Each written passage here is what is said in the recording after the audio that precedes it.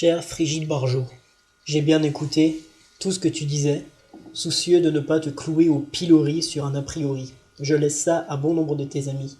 Mais ma foi et la tienne mise à part, je ne te comprends pas. L'assise de ton discours, c'est l'amour. Tu prônes la non-violence, la bouche en cœur, pourtant tout ce qui en sort me donne des hauts le cœur.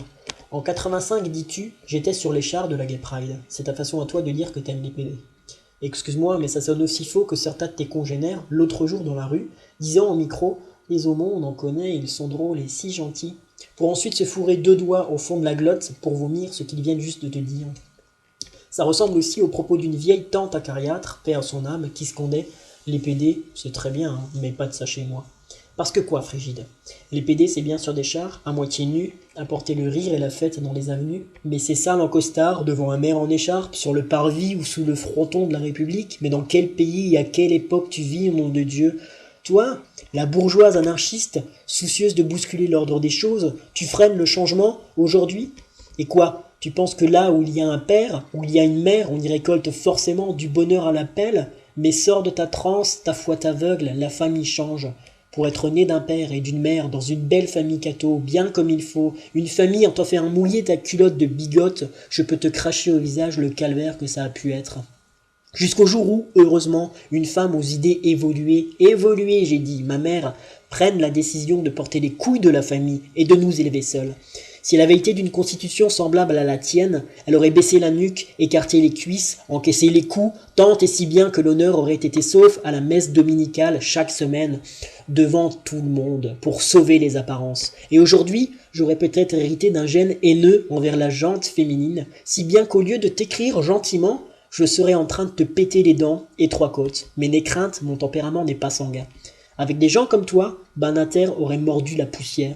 Avec des gens comme toi, les jeunes filles seraient encore en train de s'auto-avorter avec une aiguille à tricoter. Avec des gens comme toi, la République est souillée à chacune de tes paroles impliquant quelque chose de religieux. Car vraiment, je n'arrive pas à comprendre comment dans cette République laïque, des gens comme toi font le tour des plateaux avec dans leur panier une doctrine religieuse, allant jusqu'à se réclamer attaché de presse de Jésus. Non mais, sérieusement, va falloir me rencarder sur ce que tu prends et ce que prennent les médias aussi, hein. Ces médias qui t'écoutent gentiment, les mêmes si prompts à dénoncer une incursion islamiste ou autre dans le débat politique et public. Mais ton discours, il est tout aussi extrémiste qu'un autre. Et d'autant plus inacceptable au regard de ton passé politique et républicain. À chacune de tes bondieuseries, tu foules la République de ton bottillon, et ça suffit, car en ton sein se mélange République et religion, et ça, il en est hors de question. Chaque fois que tu te réclames de Dieu, du pape ou autre, tu enterres encore un peu plus ton personnage créé sous jalon, car tu n'as plus rien de Frigide Barjot, t'es juste devenu rigide Cato. Regarde autour de toi, le RPR, Boutin, ton collectif pour l'humanité durable qui milite contre un IVG trop accessible ou contre le renforcement de la laïcité, ce trésor qui nous sauve, tout autour de toi transpire la bourgeoisie catho coincée que tu voulais tant bousculer à une époque. Comme elles doivent exulter, ces anciennes matrones que tu bousculais, de te voir rentrer dans les rangs du conservatisme angoissé. Mais tu vois rien, Frigide? Mais regarde, tu vieillis. Et comme tout le monde, tu te conservatises, tu deviens frileuse au changement. Peu importe tes tenues de jouvencelle, elles ne suffisent plus à faire illusion. Comme ces 68ards devenus l'exemple même de ce qu'ils dénonçaient alors. Comme ces gauchos passés rangés derrière Sarko une fois la cinquantaine passée et un peu de fric accumulé. Tu vois, t'es obsolète. Même ta foi n'est qu'une interprétation. Crois-tu vraiment que ton Jésus se retournerait dans son tombeau sans ton combat ? Moi, j'en crois rien. Si j'en crois sa philosophie, là où il y a de l'amour, ton Jésus, il prend son pied. N'est-ce pas lui qui, au pied de la croix, a tenu ses propos? Fils, voici ta mère, mère, voici ton fils. Ceci en dehors de tout lien filial ou biologique. Seul a porté l'amour que tu vantes tant. Quant à lui, franchement, il est né par procréation assistée du Père et avec l'aide du Saint-Esprit. Si c'était pas des homos, ces deux-là, j'en perds mon grec. Dirais-tu pour autant qu'il a mal fini? Je veux dire, crucifixion mise à part? Quant à son fils, ce Jésus, toujours à traîner avec 12 garçons, dans le désert, sans fille, vraiment? Quoi, je blasphème? Oui, pour la cause, et si c'est mal, qu'on me brûle sur place.